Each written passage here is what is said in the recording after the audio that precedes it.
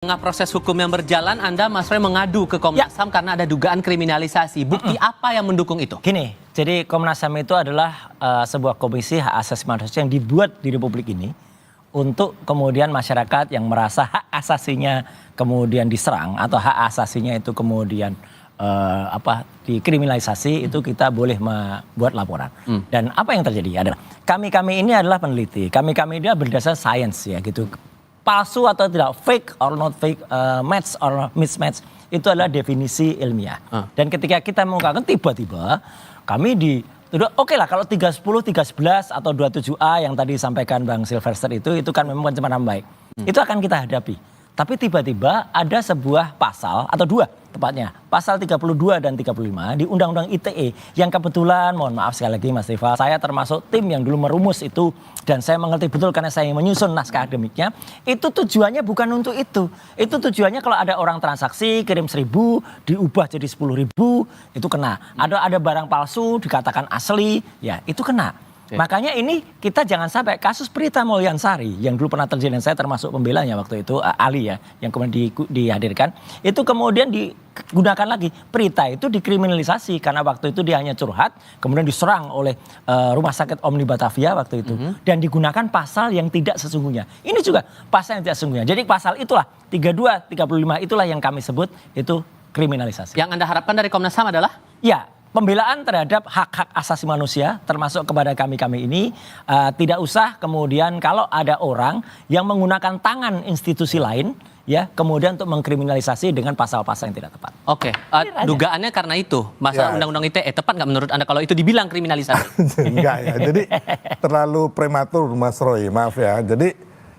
untuk pelaporan Pak Jokowi di Polda Metro itu baru tahap penyelidikan, belum gelar perkara, belum penyidikan, belum dikirim ke kejaksaan. Jadi itu kan baru dugaan Mas Roy. Tapi pasalnya ditulis, Pak. Enggak. Jadi itu kan nanti kan fixnya ketika sudah P21 dikirim ke kejaksaan gitu loh. Kalau sekarang ini kan masih sangat prematur. Kalau aku lihat dari media nih ya kan, mereka bilang Mas Roy sudah nggak ada celah nih. Kalau ini media nih ya kan, nggak ada celah lagi untuk menuding ijazah palsu. Makanya ke Komnas HAM meminta perlindungan. Kalau aku baca di sini nih ya, bukan dari saya loh Mas Roy. Jadi menurut saya alasan-alasan yang dibangun Mas Roy dan kawan-kawan sampai bilang ada kriminalisasi, terus ada Pak Jokowi melaporkan rakyatnya, gitu kan si Abraham Samad, terus Pak Petrus Celestinus sahabat saya mengatakan ini nggak usah lanjut gitu loh. Menurut saya ya harusnya hadapin aja, nggak usah bias kemana-mana ya kan, hadapin aja gitu loh. Pokok perkaranya, pokok materinya apa gitu loh ya kan. Jadi kita nggak perlu lagi mencari hal-hal yang di luar ini menurut saya ya kan.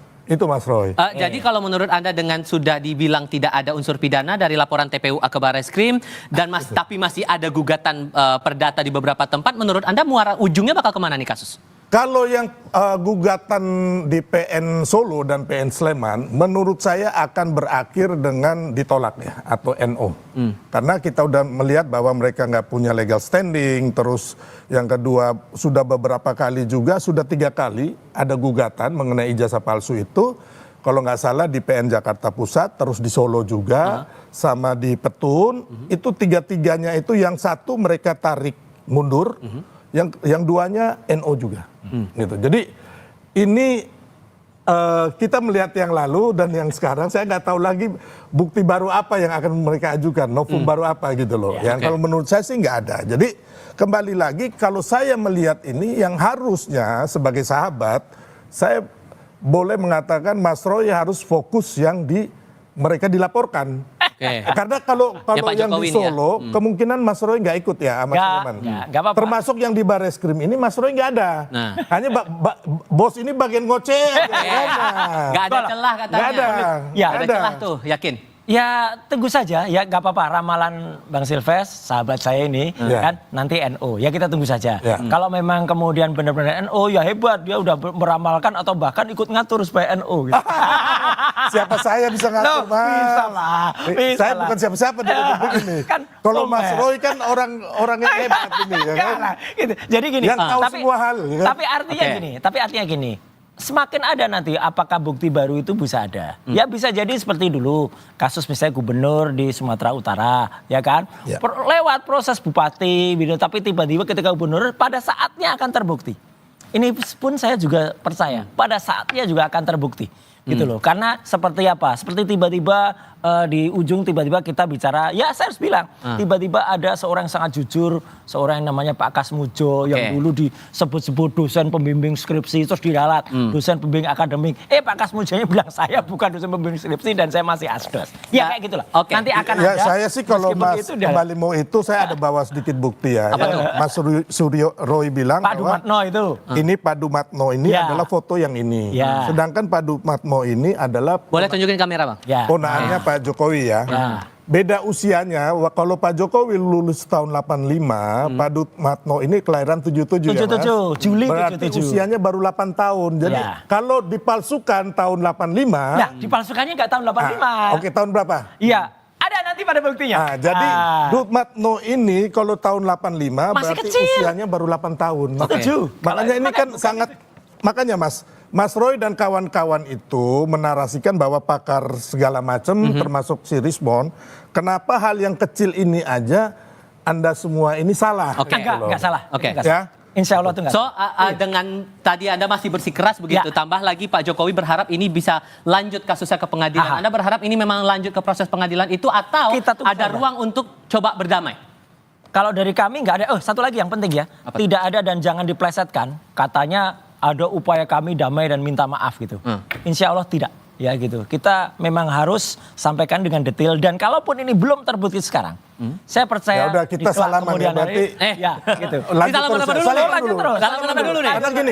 Maknanya apa dulu Karena nih? gini Bang, Maknanya supaya terus, gitu loh. saya pernah bicara Mas Roy, waktu itu abis di LC ya, benar ya Mas Roy, Iya. ini ada orangnya. Oke.